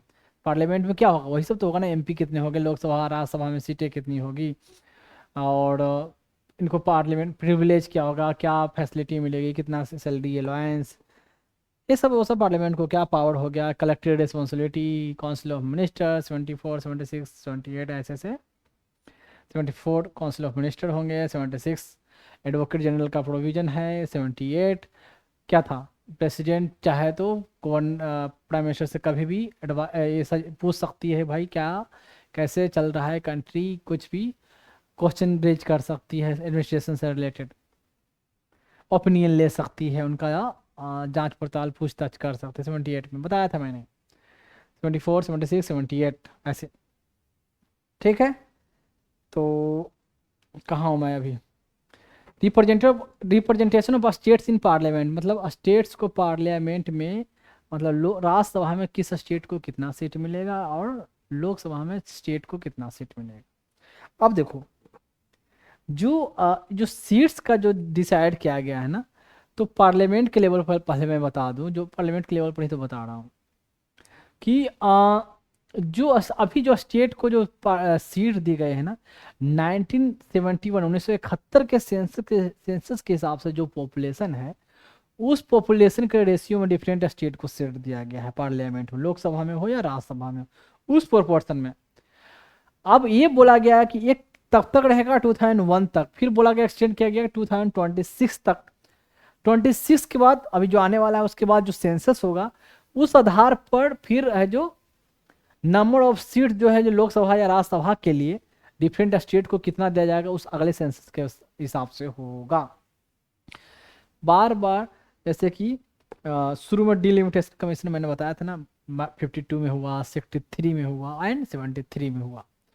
तो 73 के बाद 71 के सेंसस के हिसाब से हुआ, फिर 2002 में हुआ डिलिमिटेशन कमीशन बैठी, तो बनाया गया, 4 बार कमीशन हुआ, तो बैठ चुका है, अब तक सेटअप हो चुका है सीट को ए, क्योंकि पॉपुलेशन बढ़ रही है, कम हो रहा है, ज़्यादा हो रहा है, तो इस हिसाब से सीट भी तो बढ़ा कर देना चाहिए ना भाई। तो अब है साउथ इंडियन स्टेट का कहना था कि हमारी पॉपुलेशन कम है, देखिए हमारा कंट्री के जीडीपी में ज़्यादा कंट्रीब्यूशन है, हम ज़्यादा डेवलप हैं, हम ज़्यादा एम्प्लॉयमेंट दे रहे हैं, हम ज़्यादा आउटपुट दे रहे हैं, ठीक है। तो लेकिन हमको सीट दोगे लोकसभा राज्यसभा में कम, तो ये कहाँ का इंसाफ है। हम ज़्यादा प्रोग्रेस कर रहे हैं, हम ज़्यादा प्रोडक्टिव, कंट्री के लिए प्रोडक्टिविटी हमारा ज़्यादा है, आउटपुट हमारा ज़्यादा है, देश के लिए हम ज़्यादा मेहनत कर रहे हैं, देश को हम ज़्यादा आगे बढ़ा रहे हैं। और दूसरे स्टेट जो सिर्फ पॉपुलेशन पैदा किए हुए हैं, सिर्फ ऐसे कुछ करते नहीं है, ज़्यादा ग्रोथ नहीं है, करप्शन में इन्वॉल्व रहते हैं, ऐसे ही निठल्ले पड़े हुए हैं, सिर्फ जनसंख्या बढ़ा रहे हैं, उनका हेल्थ का, एजुकेशन का, सब चीज़ का नीचे लेवल है, कोई फैक्ट्री प्रोडक्शन उसमें भी कम कंट्रीब्यूशन है, या उनके लोग भी बाहर कम गए हुए हैं, रिमिटेंस भी उनकी वजह से हमारे देश में फॉरेन करेंसी भी कम आ रही है कंपेयर टू हमारे लोगों के कंपेयर में, और उनको ज़्यादा आप लोकसभा राज्यसभा में सीट दोगे, यानी वो लोग ही ज़्यादा पार्लियामेंट में भर रहे हैं और हम लोग ही कम भरे रहे हैं, तो ये कहाँ का इंसाफ है। तो ये सब मैटर रेज हुआ, तो बोला गया ठीक है भाई, ये मानते हैं, तो अभी हम सीट वूट नहीं ज़्यादा देंगे, जिसको ज़्यादा पॉपुलेशन है 71 के सेंसस के हिसाब से चलते रहेगा। तो रिप्रेजेंटेशन ऑफ ये चला कि अभी तक उसके हिसाब से, लेकिन स्टेट में भी है ना कि डिफरेंट स्टेट में कोई इस डिस्ट्रिक्ट में ज़्यादा पॉपुलेशन है, इस डिस्ट्रिक्ट में कम पॉपुलेशन है। तो अब यहाँ भी हो गया कि भाई एक डिस्ट्रिक्ट में मान ली कि 2 MP का सीट है, डिस्ट्रिक्ट में कोई डिस्ट्रिक्ट में एक MP का सीट है, डिस्ट्रिक्ट में भी 2 MP होते हैं ना, उसमें भी कंस्टिट्यूएंसी बांट दिया गया है, एक डिस्ट्रिक्ट में भी 2 कंस्टिट्यूएंसी ऐसे। तो अब उसमें भी हो गया कि भाई कहीं है कि पता चला कि ज़्यादा पॉपुलेशन है वहाँ कम ही MP है, और कहीं कम पॉपुलेशन है वहाँ ज़्यादा MP है, तो स्टेट के अंदर भी आपस में बांटा गया कि कितने एरिया वाइज को कितना सीट, MP का सीट या MLA का सीट मिलेगा। वो डिसाइड हुआ कि चलो 2001 के सेंसस के हिसाब से, जो उस स्टेट के हिसाब में 2001 के सेंसस के हिसाब से उस स्टेट का इंट्रा टेरिटोरियल जो कंस्टिट्यूएंसी का डिस्ट्रीब्यूशन जो होगा वो 2001 के सेंसस के हिसाब से होगा, मतलब उनके यहाँ MLA का सीट देना या और MP का सीट देना, किस तरह जिला को कितना MP का सीट दिया जाए, मतलब पहले से फिक्स हो गया कि 71 के सेंसस के हिसाब से इस स्टेट को 40 MP मिलेंगे, ठीक है, 40 MP मिलेंगे। इस स्टेट में 20 डिस्ट्रिक्ट हैं, ठीक है, तो 40 तो मिलेंगे ही पक्का। अब 40 में 20 डिस्ट्रिक्ट में हर डिस्ट्रिक्ट को 2 देना है, या किसी को 1 देना है, या किसी को 3 देना है, वो डिसाइड होगा 2001 के सेंसस के हिसाब से। ये हुआ representation of states in parliament and house, मतलब एंड पार्लियामेंट में लोकसभा एंड राज्यसभा, इसके लिए जो 2 आर्टिकल है। यहाँ स्टेट के लेवल पर मैंने ऐसे ही एक्सप्लेन कर दिया आगे। तो ऑब्वियस सी बात है, अगर किसी को कम सीट का ज़्यादा सीट देना है स्टेट को, तो स्टेट को इन्वॉल्वमेंट करना ही होगा, जानो या ना जानो, इतना दिमाग लगा के तो बना सकते हो कि सिंपल मेजोरिटी इसमें तो हो नहीं सकती है, स्पेशल मेजोरिटी होगी, और स्टेट को रेटिफिकेशन तो लेना ही होगा, समझ गए। अब देखो 8 पॉइंट में होता है power of the parliament to amend the constitution and its procedure. तो आर्टिकल 368 में जो कॉन्स्टिट्यूशन को अमेंड करने का जो प्रोसीजर है, जो 8-9 पॉइंट पहले बताया था, ठीक है ना, कि बिल को कोई भी मेंबर बिल ला सकता है, किसी भी हाउस में लाया जा सकता है, प्रायर प्रेसिडेंट का परमिशन लेने की ज़रूरत नहीं है, ईच हाउस में अलग अलग स्पेशल मेजोरिटी से पास होगा, ठीक। और प्रेसिडेंट के पास जाएगा तो उसको असेंट देना ही देना है, उस बिल को लौटा नहीं सकती है प्रेसिडेंट, रोक कर रखे नहीं रह सकता है। तो ये सब 368 में मेंशन है। अगर 368 के ही कोई कुछ प्रोविजन को चेंज करना है, उसके लिए चाहिए special majority with half of the concurrence of the state, half of the assent of the state, या ratification of the more than half, मतलब half of the states of India, या half of the state legislatures of India by the simple majority. ये हुआ article 368, इसमें ही है। समझ में आ गया? तो अब देखो ये जो है चार्ट के फॉर्म में थोड़ा मेंशन है, जो जितना बताया था एक जगह शायद लगभग लगभग सब हो जाएगा। इसमें थोड़ा छोटा कर दूं क्या, और छोटा? हाँ जी, इतना में सब आ जा रहा है, इसको देख लो। जित कुछ ज़्यादा ही छोटा लग रहा है, दिखाई नहीं देगा, थोड़ा बड़ा करना पड़ेगा। एक एक करके कर देता हूँ।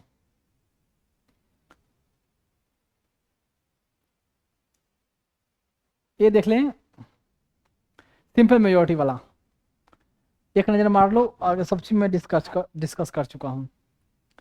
Admission and establishment of state, formation of new states and alteration of area boundary, ये सब आर्टिकल 3 वाले बातें। सेकंड शेड्यूल में सैलरी इमोलवेंस एलोवेंस ये सब की बातें। Evolution and creation legislative council, वो बताया था एग्जांपल कैसे डिफरेंट स्टेट में आए काउंसिल। फिर बाद में उन्होंने कहा कि मुझे नहीं चाहिए काउंसिल, फिर दोबारा मांग की। फिर कोरम इन पार्लियामेंट 110 मेंबर कम से कम होना चाहिए। और फिर आकर salary allowance of member of parliament का जो सैलरी होगा कितना होगा, उसके लिए simple majority. Rules of procedure in parliament का जो rules of procedure and conduct of business, इसका जो रूल्स बना हुआ, rules of procedure of and conduct of business of Lok Sabha and Rajya Sabha ऐसे बना हुआ है, तो उसके लिए जो उसमें जो चेंज है सिंपल मेजोरिटी बता चुका हूँ। इंग्लिश लैंग्वेज ये भी बताया था मैंने, शुरू में बोला गया था 15 ईयर के लिए, लेकिन बाद में एक्सटेंड करके अब अभी कंटिन्यूस चल रहा है। नंबर ऑफ पिसनी जजेज मतलब और भी 33 जजेज हैं, तो और भी जजेज चाहिए। तो अब देखो जजेज को बढ़ाने की बात, यहाँ सिंपल मेजोरिटी ध्यान दो, सुप्रीम कोर्ट और हाई कोर्ट किस में आता है, किसमें?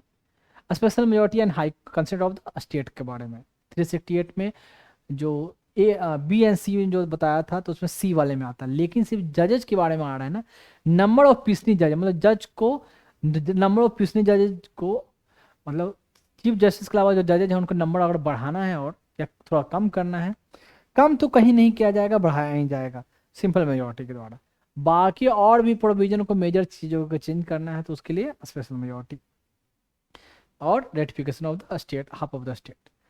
और प्रिविलेज ऑफ पार्लियामेंट, पार्लियामेंट का प्रिविलेज क्या है, इट्स मेंबर का, कमेटी का, कि उस पर मुकदमा नहीं चलेगा, पहले नोटिफिकेशन दिया जाएगा, 40 दिन पहले कोई अरेस्ट नहीं होगा उनको, कोर्ट में उनकी बोले गई बातों पर कोई डिस्कशन नहीं होगा, कोई मुकदमा नहीं चलाया जाएगा। इनको खुद कंटेम्प्ट के लिए किसी को पनिशमेंट दे सकते हैं अपने ही कंटेम्प्ट के लिए। इनके मेंबर अगर एंटी डिफेक्शन लॉ के जरिए कुछ मैटर होती है तो ये खुद डिसाइड कर लेंगे कि एंटी डिफेक्शन इस पर लगाया या नहीं। ये और बात है कि बाद में कोर्ट में भी चैलेंज होता है। तो ऐसे ऐसे मैंने इनको बताया था, ये सब चीज़ें बताया था। कन्फर्मेट मोर जुडिक्शन इन सुप्रीम कोर्ट, देखो जुडिक्शन और बढ़ाना है तो 138 में के जरिए जो और भी जुडिक्शन बढ़ाया जा सकता है सिंपल मेजोरिटी के जरिए। ऑफिशियल लैंग्वेज लंबी चौड़ी लिस्ट है, आप 8 शेड्यूल में जानते हो। सिटीजनशिप पढ़ा चुका हूँ सब चीज़। Election of to parliament and state legislature, ये भी बताया था, पार्लियामेंट और स्टेट का जो इलेक्शन होगा यूनिवर्सल एडल्ट फ्रेंचाइज, उसके लिए इलेक्शन कमीशन का इस्टेब्लिश करवाया गया है। इलेक्टोरल रोल बनेगा, डिफरेंट कंस्टिट्यूंसी में बनाई जाएगी, डेट डिसाइड होगा, इलेक्शन होगा, फ्री फेयर इलेक्शन, ये भी सिंपल मेजोरिटी के जरिए। कमीशन डिलिमिटेशन, वही बात, इसमें कुछ पार्ट इसका ही आ गया लेकिन अलग से भी दिया हुआ, कंस्टिट्यूंसी को डिलिमिटेशन करना। कमीशन 4 बार बैठ चुकी है, मतलब डिलिमिटेशन का मतलब आप कह सकते हो उसको बोलते हैं सीमांकित करना, सीमा डिसाइड करना कंस्टिट्यूंसी का। कंस्टिट्यूंसी को हिंदी में क्या बोला जाता है उनका चुनाव क्षेत्र कहते हैं शायद, हाँ चुनाव क्षेत्र। और क्या है 6 शेड्यूल में क्या क्या है, fifth schedule, six schedule, fifth schedule schedule area and schedule tribes and six schedule tribal area. तो आसाम में 3 कावड़ी, एंगलोंग, बोडोलैंड आसाम में है ना, और बाकी तो 3 उसमें हो गया, एक त्रिपुरा में ऑटोनोमस रीजन हो गया, बाकी गारो खासी जयंतिया एंड चकमा माड़ा लाई। किसमें? सिक्स शेड्यूल में। फिफ्थ शेड्यूल में टोटल 10 स्टेट में है fifth schedule area and union territory के बारे में अगर बनाना है 239 से 242 तक आर्टिकल है उसका यूनियन टेरिटरी का। यूनियन टेरिटरी कितने हैं सब बताया, दिल्ली, पौंडीचेरी, उसके अलावा अदर कुछ छोटा कुछ और बाद में आएगा अपने आप। Simple special majority, fundamental right, DPS भी बता चुका हूँ, और एनी अदर प्रोविजन जो फर्स्ट में और इसमें नहीं आया वो आएगा। Special majority plus ratification of the half of the state चाहिए, उसमें अभी इतना सारा डिस्कस हुआ, इसमें सारे पॉइंट नहीं है फिर भी हैं। Election of the president and it's minor बता दिया अभी। एग्जीक्यूटिव पावर यूनियन स्टेट का कहाँ एक्सटेंड करेगा, supreme court and high court जज के बारे में। डिस्ट्रीब्यूशन ऑफ लेजिस्लेटिव पावर ये भी अभी बता दिया। 7th schedule union list, state list, concurrent list, इसमें कोई चेंजेस करना है तो representation of states in parliament ये भी बता दिया। एंड आर्टिकल 368 इटसेल्फ ये भी बता चुका हूँ अभी। ठीक है, यहाँ तक क्लियर। अब देखो ये है, अब एक क्वेश्चन कर लिया जाए। थोड़ा थका थका महसूस कर रहे हो या ना? मैं भी थोड़ा थका थका महसूस कर रहा हूँ। क्वेश्चन आता है तो मैंने पहले ही बोला है, मुझे भी बहुत अच्छा सा लगता है। ठीक, देखो यही चीज़ है कि कोई चीज़ जब बहुत ज़्यादा देर होती है या एक्सेस होता है ना, मतलब या बहुत लंबे समय, तो आदमी उस चीज़ से थोड़ा सा टायर्ड या बोर सा हो जाता है। जैसे कि अब एक क्वेश्चन आया तो अच्छा लगा, और लगता है ऐसे 50 क्वेश्चन कराने लगाऊंगा तो कराने लग जाऊँ तो फिर आदमी क्या होगा, बोर होगा, अरे यार। लेकिन कुछ थ्योरी ये रहे, कुछ क्वेश्चन रहे तो अच्छा सा लगता है, रिलीफ फील। तो क्वेश्चन आने पर अभी तो मजा आ रहा है, लेकिन एग्जाम में अगर डायरेक्ट 100 क्वेश्चन आता तो क्या मजा आता है क्या? यार यार आदमी क्या होता है कि टायर्ड हो जाता है, आगे करते करते आप पीछे से शुरू करते हैं, यार बोर हो गए हैं एक ही चीज, लगता है पॉलिटी का क्वेश्चन आ रहा है, लगता है इकोनॉमिक्स का आ रहा है, अब चलते हैं ऐसा कुछ बहुत दूसरा देखते हैं यार, कुछ सोचते हैं जोग्राफी हिस्ट्री का भी क्वेश्चन आ जाए, पीछे से चलते हैं, कहीं बीच से चलते हैं। तो होता है ऐसे एग्जाम में। या आप आईआईटी का एग्जाम आपने कभी दिया हो, मेडिकल का एग्जाम आप दिए हो, डॉक्टर हो, आप इंजीनियर हो, आईटीएन हो, तो कभी एग्जाम में पहले शुरू किए थे यार, पहले फिजिक्स बनाते बनाते बोर्ड हो गया यार, बहुत हो गया यार, चल केमिस्ट्री, चल थोड़ा रिलैक्स करेंगे केमिस्ट्री में, थोड़ा सा जल्दी भी नंबर ऑफ क्वेश्चन में ज़्यादा अटेम्प्ट करेंगे, फिर मैथ्स में चले गए, फिर वापस फिजिक्स में आ गए। ऐसा नहीं होता कि डायरेक्ट फिजिक्स बना रहे हैं, फिजिक्स बनाते जा रहे हैं, नहीं, कभी थोड़ा इधर, कभी कभी थोड़ा माइंड भी थोड़ा रिलैक्स हो जाता है। होता है, ऐसे करना पड़ता है एग्जाम में, देखोगे करना ही पड़ता है। तो देखिए चलें एक क्वेश्चन देखें, एक क्वेश्चन 1997 का 1997 का है। Given below are two statement one level as assertion, assertion reason कुछ नहीं, आई थिंक मुझे जहाँ तक मुझे याद है ना, पहले एक ऐसे असर्शन रीजन का क्वेश्चन जो है ना, जो जिस पीरियड का आप देख रहे हो ना उस टाइम में, उस समय पहले असर्शन रीजन का ज़्यादातर क्वेश्चन जो आते थे एम्स के इंट्रेंस एग्जामिनेशन में आते थे, एम्स वाले में, और आईआईटी वाले में कम, कंपेरेटिवली बहुत कम क्वेश्चन। लेकिन जब बाद में उन्होंने आईआईटी में सब्जेक्टिव एग्जाम जब हटाया तो असर्शन रीजन थोड़ा बढ़ा दिया उन्होंने, असर्शन रीजन वाला क्वेश्चन है, तो assertion reason particularly medical AIIMS entrance examination में असर्शन रीजन क्वेश्चन भर भर के आते थे। भर भर के मतलब आई थिंक 20-30 तो क्वेश्चन ऐसे असर्शन रीजन, बहुत ज़्यादा भी नहीं लेकिन 20-30 क्वेश्चन ऐसे असर्शन रीजन के रहते थे। तो हमारा देखो सिविल सर्विसेज ये भी कोई ऐसा नहीं है, ये भी उस समय से ये भी असर्शन रीजन क्वेश्चन फॉलो करता था। असर्शन क्या कहता है, पहला स्टेटमेंट क्या है, देखो एक तो असर्शन पहला स्टेटमेंट, दूसरा स्टेटमेंट आएगा, क्या ये स्टेटमेंट सही है पहला, दूसरा स्टेटमेंट क्या ये सही है। अब ये कहीं ऑप्शन रहेगा कि ये सही है, ये सही है, ठीक, ये जो स्टेटमेंट दिया हुआ है इस, और ये जो स्टेटमेंट दिया है, तो इस, तो क्या ये स्टेटमेंट, ये जो पहला स्टेटमेंट है इसका करेक्ट एक्सप्लेनेशन व्याख्या कर रहा है, इसी के बारे में एक्सप्लेन कर रहा है, ये ऑप्शन आता है। देखो पहला ऑप्शन देखो, both A and B are true, दोनों दोनों सही हैं, ठीक है, A are true and and R is the correct explanation of A, ये जो रीजन है ना, कारण जो है, ये इसका सही एक्सप्लेनेशन कर रहा है, ऐसा है। पहले तो क्वेश्चन पढ़ लिया यार, छोड़ो नहीं ये सब है, मतलब वैसे बता दिया। तो असर्शन क्या कहता है, reservation of 30% of seat for women in parliament, 30% seats for 30%, 33%, sorry 33% reservation of seats for women in parliament and state legislature does not require constitutional amendment. Constitutional amendment, अब देखो क्वेश्चन 1997 का क्वेश्चन है, और ये amendment कब हुआ है real में पता है ना? 106 कॉन्स्टिट्यूशनल अमेंडमेंट क्या है? वुमेन को 1/3 रिप्रेजेंटेशन पार्लियामेंट में और स्टेट लेजिस्लेचर में दिया गया है ना, 106 कॉन्स्टिट्यूशनल अमेंडमेंट एक्ट के जरिए रिसेंट। और ये ऐसे सोचने वाली बात उसी समय कही गई थी यूपीएससी के क्वेश्चन में, सिविल सर्विस के क्वेश्चन में। तो अब देखो, does not require constitutional amendment, देखो हम तो अभी तो जान ही रहे हो को इसके लिए 106 कॉन्स्टिट्यूशनल अमेंडमेंट हुआ है।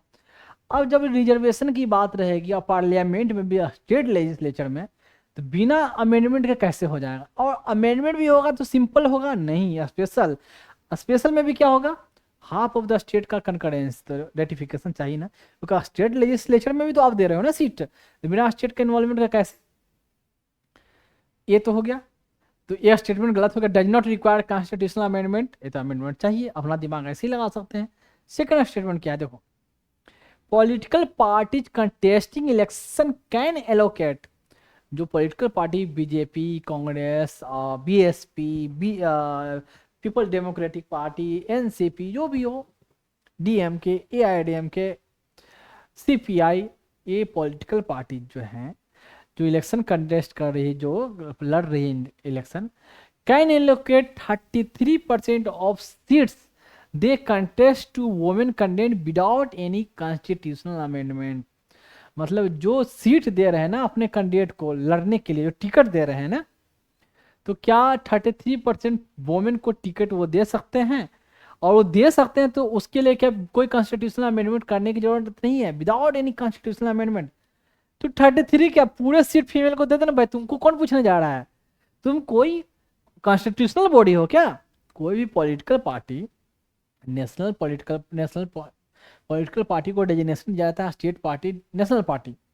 वोटिंग परफॉर्मेंस के आधार पर कितना परसेंटेज वोट लाया, उसका क्राइटेरिया मैं अभी नहीं बताऊंगा कि लोकसभा के चुनाव में कितना परसेंट वोट लाया, कितने स्टेट में आप स्टेट असेंबली का चुनाव हो रहा है तो उसमें कितने परसेंट वोट आई है, ठीक है?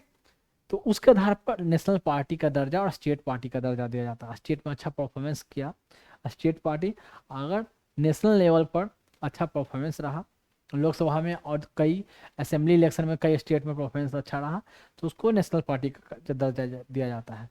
अब ये सीट किसको देंगे, एससी को कितने देंगे, ओबीसी को कितने देंगे, जनरल को देंगे, इसके बारे में थोड़ी कोई कहीं डिस्कशन है, कहीं कोई कॉन्स्टिट्यूशन थोड़ी मेंशन है। ये खुद की पार्टी है, आप किसी को सीट दो, अपने ही परिवार को सबको सीट दे दो। जनरली देखते हो ना, नाम मैं नहीं लूंगा, बहुत सारे पॉलिटिकल पार्टी है ना, सबसे पहले जो सीट है तो अपने फैमिली को, चाचा को, भतीजे को, बेटा को, माँ को, बहन को, भाई को ऐसे देते हैं, बाकी जो होता है किसी और को देते हैं। इनके लिए कोई कॉन्स्टिट्यूशन में कोई प्रोविजन नहीं है, तो कहाँ से ये बात आती है 33%? एक दे, दो दे, सब दे दे, तो कोई कॉन्स्टिट्यूशनल अमेंडमेंट ऐसा की जरूरत है ही नहीं इसके लिए। तो खुद सोच रहे थे पहला स्टेटमेंट गलत, सेकंड स्टेटमेंट ये भी गलत, तो आंसर क्या होगा निकाल लो आप। सॉरी, यहाँ देखो contest they contest to women candidate without any constitution, मतलब विदाउट एनी कॉन्स्टिट्यूशन, इसको कॉन्स्टिट्यूशनल अमेंडमेंट की क्या जरूरत थी? ये तो सही है, ये गलत है, ये गलत, एंड जो आर जो है सही है। कौन सा है? A false and R is true, ये आंसर हो जाएगा, ठीक है? तो चलते हैं नेक्स्ट, देखो क्वेश्चन है which of the following are matters on which a constitutional amendment is possible only with the ratification of legislatures of not less than 1/2 of the state. तो कहने का मतलब क्या है, देखो which one of the following are matters on which, इनमें से कौन से ऐसे मैटर हैं ऑन विच एक कॉन्स्टिट्यूशनल अमेंडमेंट इज पॉसिबल, जिसमें पॉसिबल है only with the ratification of the, सिर्फ तभी तक जब भी पॉसिबल है जब रेटिफिकेशन हो, समर्थन हो of the legislature of not less than 1/2 of the state. Not less than 1/2 state मतलब मिनिमम 1/2 ऑफ द स्टेट का सपोर्ट चाहिए। तो ये आएगा स्पेशल मेजोरिटी वाला पार्ट। उसमें भी स्पेशल मेजोरिटी में सेकंड पार्ट जिसमें स्टेट का सपोर्ट चाहिए, ठीक है ना, हाफ ऑफ द स्टेट का रेटिफिकेशन चाहिए। अब देखो ऑप्शन देखो, evolution of legislative council simple majority वाला है ना, ये तो गया। इलेक्शन ऑफ प्रेसिडेंट, ये स्पेशल मेजोरिटी और प्रेसिडेंट वाले मैंने बताया, election and manner of its election, election of the president special majority and half of the state का इन्वॉल्वमेंट।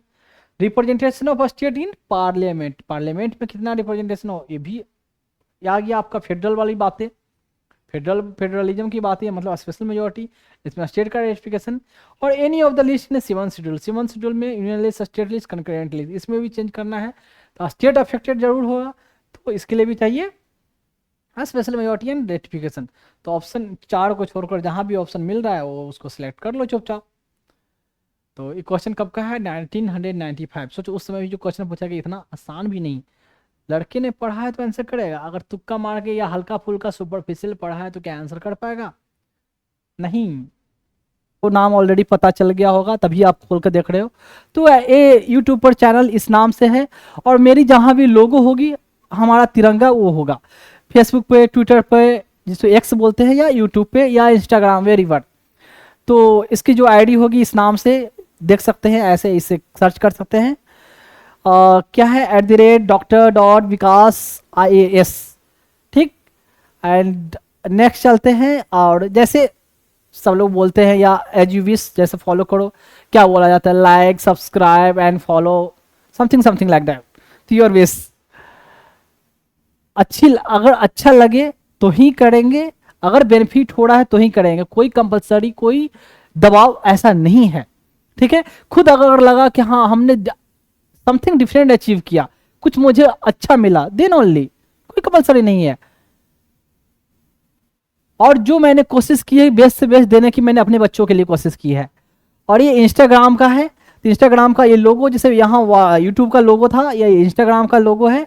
और जो हमारी जो आईडी है ये पता नहीं है, थोड़ा आगे पीछे हो गया है, इसमें एक साथ होनी चाहिए था, पता नहीं, मैं स्लाइड में करता हूँ तो ये आगे पीछे हो जाता है, मैंने पहले भी बताया है। तो एक साथ में ही होगी, Dr.Vikas_IAS, तो ये रहेगा आपका इंस्टाग्राम पर। हालांकि यूट्यूब, इंस्टाग्राम जितने भी हैं सब लिंक किया हुआ है, तो एक से जाकर दूसरी जगह आप जा सकते हो। तो थोड़ा सा इसकी एक जगह कर लेंगे, ये अपन अप डाउन हो गया है, लैपटॉप में तो नॉर्मल दिखता है स्लाइड में, पर इसमें करने के बाद यहाँ ऐसे आ जाता है डिजिटल बोर्ड पे। ये है ट्विटर, जिसको अब एक्स बोलते हैं, पहले ओल्ड ये था ट्विटर एंड अब हो गया है एक्स। तो एक्स में जो हमारी अकाउंट है ऐसे फॉर्मेट जो आपको दिखेगी ऐसे इस तरीके से दिखेगा, और जो आईडी जो होता है @Dr.Vikas_IAS, तो इस नाम से आएगा ऐसे।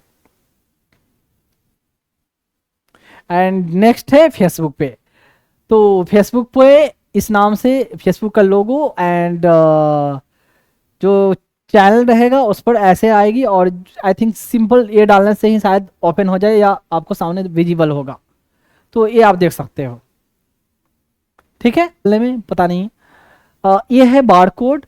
एंड मैंने जो पर्पस बताया किन बच्चों के लिए मैं ये कलेक्ट कर रहा हूँ, मैं एक बात बता दूं कि जिन बच्चों के लिए मैं कलेक्ट कर रहा हूँ ना, वो ऐसा नहीं है कि वो ऑर्फेंज रहेंगे, उनको मैंने अपनाया है। तो एज ए उन बच्चों का सिर्फ जैसे मैं बता दूं, कोई अपने बच्चों को पालता है, कोई बाप अपने बच्चों को पालने के लिए मेहनत करता है, ठीक है।